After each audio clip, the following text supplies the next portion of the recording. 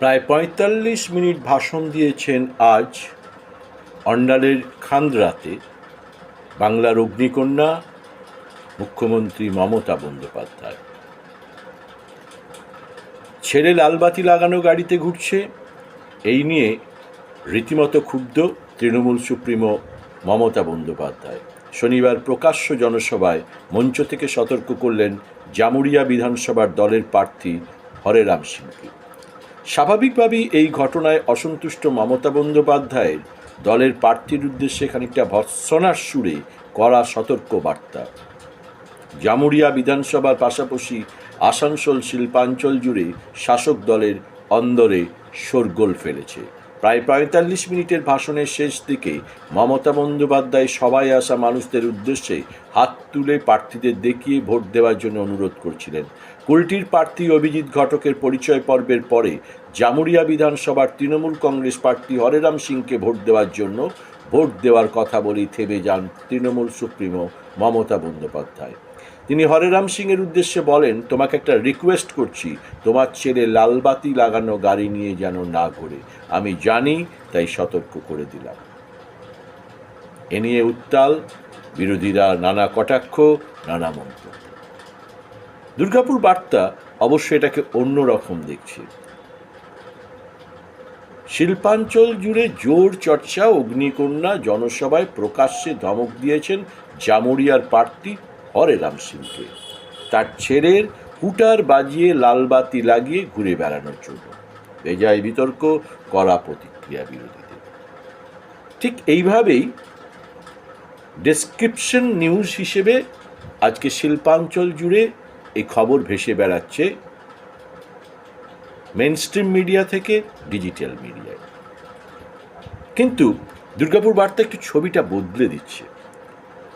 একটু ভাবুন, কল্পনা করুন, মুখ্যমন্ত্রী মমতা বন্দ্যোপাধ্যায় মঞ্চে নেই। এটা তৃণমূলের জনসভা নয়। দুর্গাপুরের কোনো একটা জায়গায় এই জনসভা হচ্ছে, অন্ডালের খান্দ্রা নয়। এটা আপনি একটু কল্পনা করুন। বিজেপির জনসভা, হয় প্রধানমন্ত্রী নরেন্দ্র মোদী এসেছেন, নয় স্বরাষ্ট্রমন্ত্রী অমিত শাহ এসেছেন। প্রচণ্ড উল্লাস, যার অধিকাংশই উপস্থিত দলীয় কর্মীদের মধ্যে অবাংলাভাষী অর্থাৎ হিন্দিভাষীদের উপস্থিতি বেশি। ৮০% হিন্দিভাষীদের উপস্থিতি বেশি, ২০% মেরে কেটে বাঙালি। এরকম একটা জনসভার কল্পনা করুন। সেই জনসভায় মঞ্চে বসে আছেন বিজেপি প্রার্থীরা। এবার আসা যাক সামাজিক মাধ্যমে, সোশ্যাল মিডিয়ায় আসি আমরা।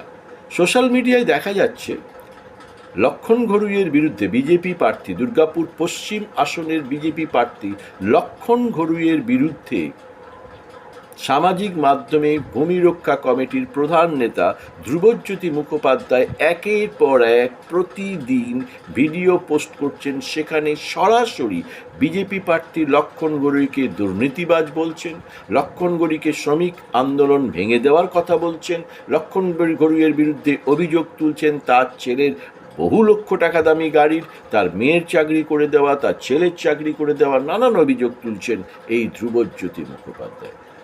আবার চলে আসুন জনসভায়। আপনার কল্পনায় কিন্তু জনসভাটা হচ্ছে, সেই জনসভাটায় অমিত শাহ বা প্রধানমন্ত্রী নরেন্দ্র মোদী রয়েছেন। লক্ষণ ঘড়ুইকে ডাকা হলো, লক্ষণ ঘড়ুইকে প্রধানমন্ত্রী নরেন্দ্র মোদী বা অমিত শাহ হাত তুলে বলছেন, এবার ভোট দিন, লক্ষণ ঘড়ুইকে জেতান। ঠিক তারপরেই অমিত শাহ বা নরেন্দ্র মোদী লক্ষণ ঘড়ুইকে ধমক দিচ্ছেন যে তোমার বিরুদ্ধে তো সামাজিক মাধ্যমে এরকম উঠছে, তাহলে তুমি প্রমাণ করো তুমি দুর্নীতিবাজ নও। প্রধানমন্ত্রী অমিত এবং স্বরাষ্ট্রমন্ত্রী অর্থাৎ নরেন্দ্র মোদী এবং অমিত শাহ এরকম একটা ধমক দিচ্ছেন, এটা কল্পনা করুন। দুর্গাপুর বার্তা নিশ্চিত, ১০০% নিশ্চিত আপনার কল্পনাতে এরকম আসবে না। প্রধানমন্ত্রী নরেন্দ্র মোদী বা অমিত শাহ ভুরি ভুরি মিথ্যা প্রতিশ্রুতি দিয়ে আপনাকে বলে দেবে যে এই কর্মসংস্থান হচ্ছে, কিন্তু আদৌ কোনো কর্মসংস্থান হয়নি, কারণ দুর্গাপুর ইস্পাতে কোনো স্থায়ী কর্মী নিয়োগ হয়নি, এমএমসি খুলেনি, বিওজিএল খুলেনি, অর্থাৎ এরাই দেবে। ঘুসপেটিয়া, রোহিঙ্গা, মুসলমান, হিন্দু, ধর্ম, খাতরে মে হ্যায়, এসব ইত্যাদি ইত্যাদি ভাষণ যাবে, কিন্তু কখনোই সামাজিক মাধ্যমে ওটা লক্ষণ ঘড়ুইয়ের বিরুদ্ধে সামাজিক মাধ্যমে ওটা পোস্টগুলো নিয়ে লক্ষণ ঘড়ুইকে ধমক দিতে পারবেন না। আসলে বাংলার অগ্নিকন্যা এটা দিতে পারেন, বাংলার অগ্নিকন্যা বলেই এটা দিতে পারেন। আর প্রতিটা নির্বাচনে অত্যন্ত সুচিন্তিতভাবে মমতা বন্দ্যোপাধ্যায় মাস্টার স্ট্রোক খেলেন একটা বিধানসভা ধরে। লক্ষ্য রাখুন, যারা আজকে বিগত 6 মাস ডিজিটাল মিডিয়ায় খবর দেখেছেন, তাদের কাছে এটা খুব পপুলার খবর যে হরেরাম সিংয়ের ছেলে হুটার বাজিয়ে লালবাতি লাগিয়ে দাদাগিরি করে চলেছে ক্রমে একের পর এক দিন। এটা কিন্তু জামুরিয়ার বুকে একটা নিজের দলের মধ্যে, সাধারণ মানুষের মধ্যে একটা ক্ষোভ বিক্ষোভ জেগেছে। এই ক্ষোভ বিক্ষোভ সম্বন্ধে অত্যন্ত সচেতন বাংলার মুখ্যমন্ত্রী মমতা বন্দ্যোপাধ্যায়। তিনি মাস্টার স্ট্রোক খেললেন, এটাই খেললেন।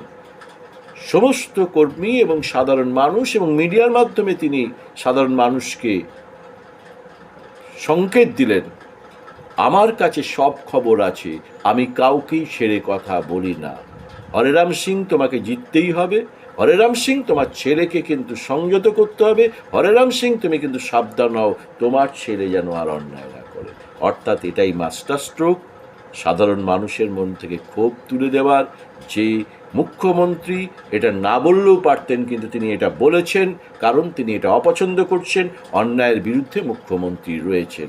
এই ধারণাটা মানুষের মনের মধ্যে গেঁথে দিলেন মমতা বন্দ্যোপাধ্যায়। খুব সহজে সব খবরকে ডেসক্রিপশন করলে কিন্তু এটা হয় না। দুর্গাপুর বার্তা ডেসক্রিপশন করে না, দুর্গাপুর বার্তা খবরের আড়ালে খবর খুঁজে। খবরের আড়ালে খবর হলো মুখ্যমন্ত্রী মমতা বন্দ্যোপাধ্যায় হরেরাম সিংকে ধমক দিয়ে তার ছেলেকে নিয়ন্ত্রণ করতে বললেন, বার্তা দিলেন।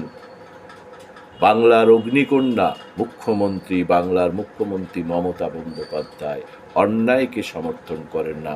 ভোটের মুখে হলেও, তার প্রার্থী হলেও, তাকে তিনি কিন্তু প্রকাশ্য জনসভায় ধমক দিতে পারেন, যা পারে না বিজেপি বা সিপিএম বা কংগ্রেসের কোনো নেতা।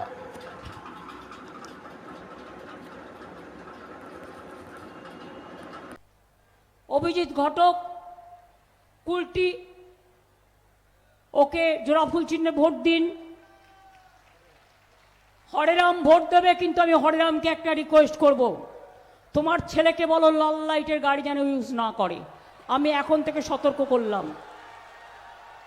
কি বললেন? ঠিকই বললেন তো। মানে কি কি বললেন শুনলে তো তুমি? আর কি আমার কাছে জিজ্ঞাসা করছো? তুমি তো শুনেছ কি বললেন। দিদি বলেছেন ছেলেকে একটু দেখবো, এর জন্য কি আছে?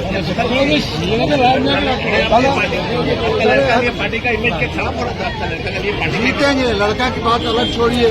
जमुरिया में कोई पार्टी का नहीं होने वाला, वहाँ जीतेंगे और सबसे ज्यादा वोट। দিদি যেটা বললো যে আপনার ছেলে যেন আপনার ইমেজ খারাপ হচ্ছে, আপনার ইমেজ এটা তো বলেন নাই, বলেন ছেলেকে দেখো। হ্যাঁ ড্রাইভিং